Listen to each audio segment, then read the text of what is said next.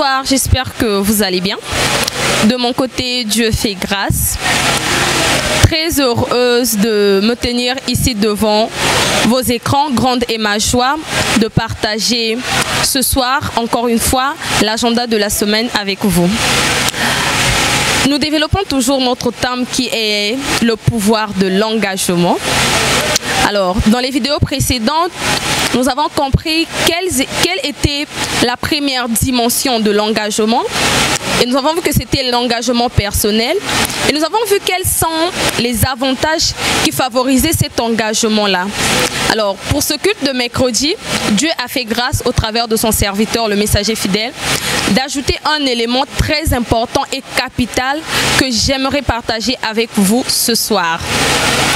Alors, avant d'ajouter cet élément, nous allons prendre d'abord le livre de Genèse 27, le verset 38 à 42.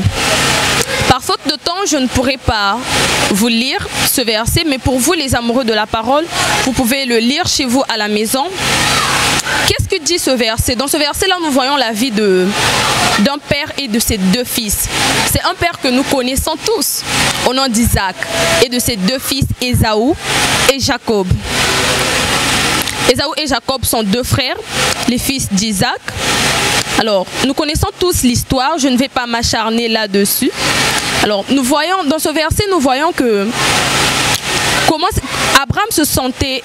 Isaac, il se sentait vers la fin de sa vie. Il sentait que sa lampe allait s'éteindre bientôt. Il appelle son fils aîné. Parce que en Israël, c'est le fils aîné qu'on bénit. Isaac était il sentait que sa vie allait vers le soir. Et il a appelé son fils aîné Ésaü.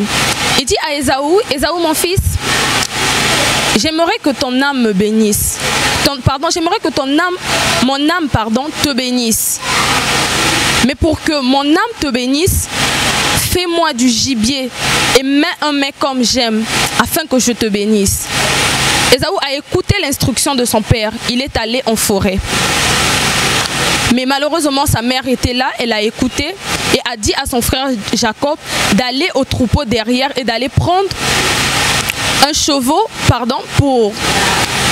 pour faire un mets afin qu'il prenne la bénédiction de son frère. Bon, bien aimé, notre message n'est pas basé sur ça. Mais nous avons vu que Jacob a eu la bénédiction de son frère.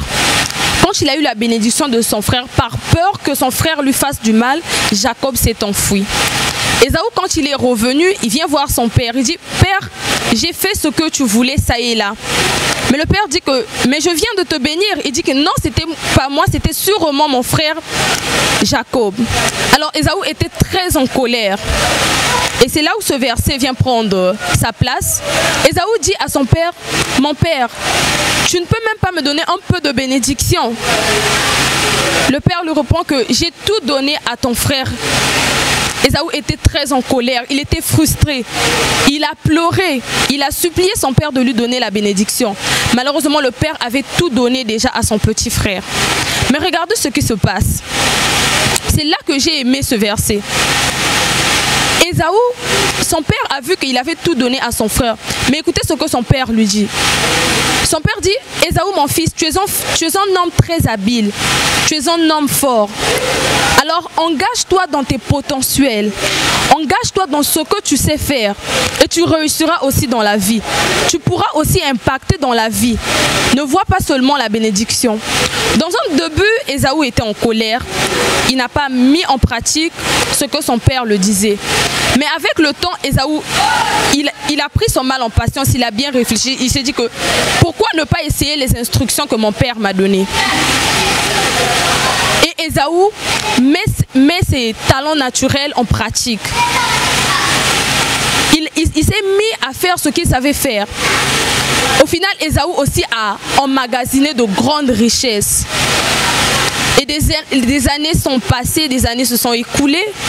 Au final, Isaac meurt. Quand Isaac meurt, c'était question que le fils Jacob qui était enfoui vienne pour enterrer son père. Quand Jacob est venu, vous savez, au début, il avait peur. Il s'est dit que moi, j'ai pris la bénédiction de mon frère. S'il me voit, sûrement, il me fera du mal. Mais rien de cela s'est passé. Vu que Ésaü, certes, il n'a pas eu la bénédiction. Certes, il n'a pas eu ce que Jacob avait eu. Mais Ésaü s'est concentré sur ses talents naturels. Et il a emmagasiné beaucoup de choses. Au final, quand les deux frères se croisent, Ésaü dit à son petit frère Jacob, ne me fuis pas. Regarde ce que j'ai pu faire avec mes talents naturels. Tu as certainement eu la bénédiction du Père, mais moi aussi j'avais des potentiels en moi que j'ai développés. Je me suis engagée dans ce que je savais faire.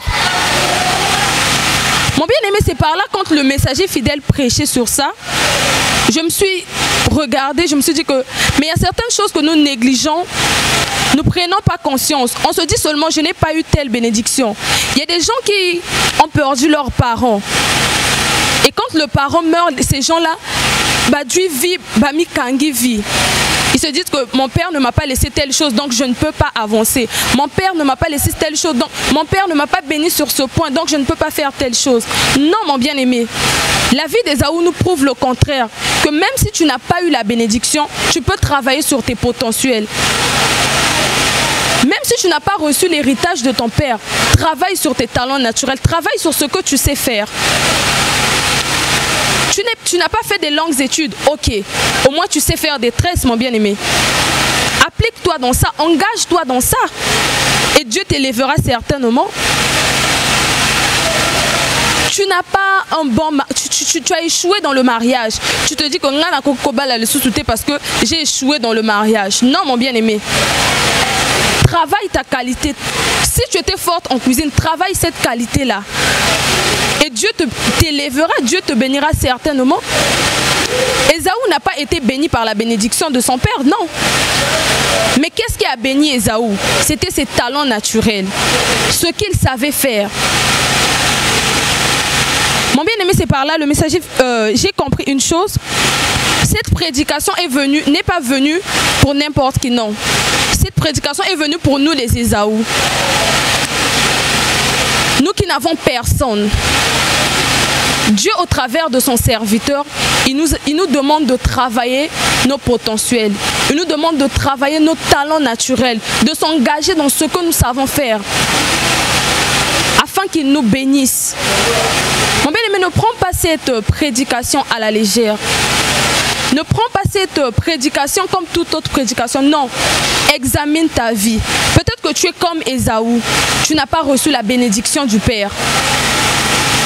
Alors engage-toi dans ce que tu sais faire.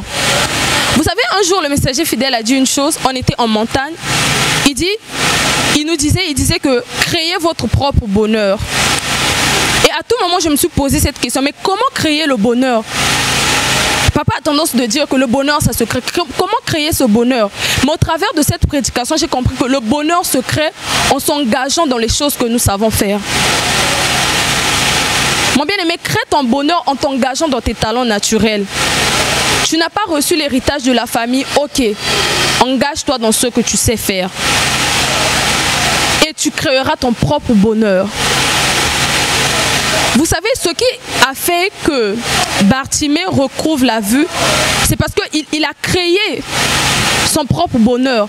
Il s'est engagé à vouloir voir Christ. Bartimée n'a pas vu ses handicaps, non. Bartimée n'a pas vu qu'il y avait la foule. Il n'a pas vu que moi je suis aveugle, il y a la foule, je ne peux pas passer. Non. Il n'a pas regardé ses défauts. Il n'a pas regardé les difficultés. Bartimée s'est engagé. Et il a surmonté ces difficultés-là. Le but de Bartimée, c'était que Jésus le voie. C'était d'atteindre Jésus. Il n'a pas regardé à ses handicaps. Peut-être que toi aussi tu es comme Bartimée.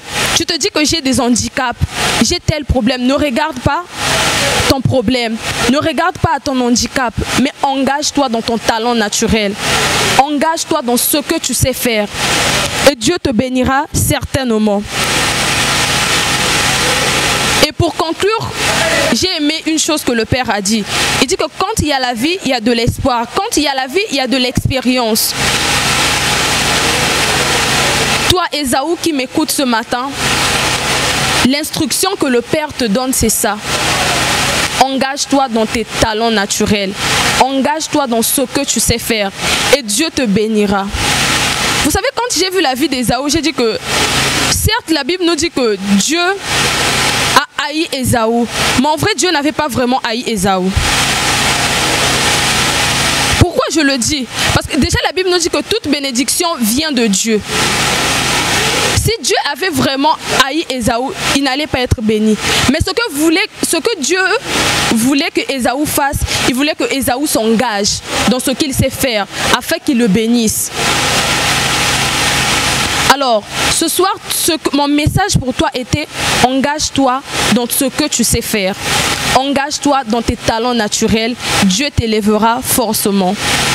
Alors, c'était la réserve de l'Éternel dans l'agenda de la semaine. Pour ceux qui ne connaissent pas nos programmes de l'église, nous prions chaque mercredi, vendredi de 16h à 19h et les dimanches de 9h30 à 12h. Soyez tous bénis, que le Dieu de mon Père vous accorde l'esprit de l'engagement, que le Dieu de mon Père vous fasse du bien, que le Dieu de mon Père vous fasse grâce. Alors, toi qui n'es pas aussi abonné à notre page Facebook, abonne-toi. Et pour ceux qui ont des questions, vous pouvez les laisser dans les commentaires. Nous sommes là pour vous répondre. Merci, que Dieu vous bénisse.